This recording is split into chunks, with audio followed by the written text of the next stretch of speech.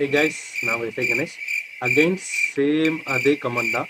Already நேற்று ஒரு comment பார்த்துருந்தோம். தமிழ்நாடு எஸ்ஐ பெஸ்ட்டா இல்லை சென்ட்ரல் கவர்மெண்ட் எஸ்ஐ பெஸ்ட்டான்னு கேட்டிருந்தாரு. ஸோ நம்ம பிரதர் என்ன கமெண்ட் பண்ணியிருக்காருன்னா, அவர் ஆல்ரெடி கான்ஸ்டபிளில் ஒர்க் பண்ணிட்டு இருக்காரு தமிழ்நாடு கான்ஸ்டபிளில்.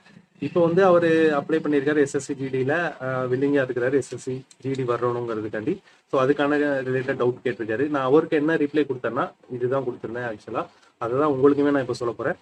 ப்ளீஸ், நீங்கள் ஆல்ரெடி கான்ஸ்டபிள் ரேங்க்ல இருக்கிறீங்க, தமிழ்நாடு கான்ஸ்டபிள் இருக்கிறீங்க, நீங்கள் அதிலே இருங்க. நீங்கள் எஸ்எஸ்சி ஜிடி வந்தாலும் நீங்கள் அதே கான்ஸ்டபிள் ரேங்க்ல தான் இருக்க போறீங்க. ஓகேவா? ஒரு பிரயோஜனமே கிடையாது. ரெண்டாவது, உங்களுக்கு இதில் பார்த்தீங்கன்னா லாஸ் வந்து நிறையாவே இருக்கு. ஓகே, நீங்கள் ஃபேமிலியை விட்டு பிரிஞ்சு இருக்கணும், ரொம்ப தூரம், ஒர்க் நேச்சர் வேற, டிஃபிகல்ட்டான ஜாப், ரிஸ்க்கான ஜாப் எல்லாமே இருக்கு. ஓகே, ஆல்ரெடி நீங்கள் ஒரு ஒர்க்கில் இருக்கிறீங்க.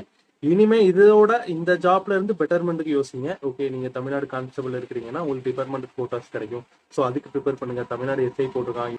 அவர் இதுல கம்பேரிட்டிவ்லி எஸ்ஐக்கு வர்றதை பத்தி கேட்டாலும் ஓகே, நான் அட்வைஸ் பண்ணியிருப்பேன். ஓகேவா, பெட்டரான ஆப்ஷன் நீங்க வரலாம் அப்படின்ட்டு.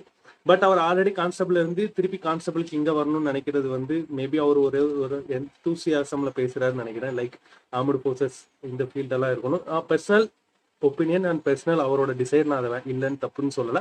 பட் இன் ஜென்ரலா ஒரு அட்வைஸ் உங்களுக்கு கொடுக்கணும்னு எனக்கு தோணுச்சு. ஏன்னா I am free to give advice. ஓகேவா? நீங்க கேட்கறதுனா கேளுங்க, இல்லைன்னா உங்களோட விருப்பம்.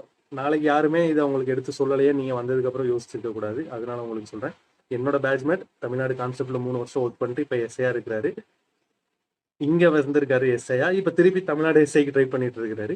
ஸோ பெட்டர் நீங்க அங்க இருந்தீங்கன்னா ஆல்ரெடி உங்க கையில இருக்கிறத விடாதீங்க. அதை விட பெட்டர்மெண்ட் நீங்க அங்கேயே தேடுங்க, உங்களுக்கு கண்டிப்பா கிடைக்கும்.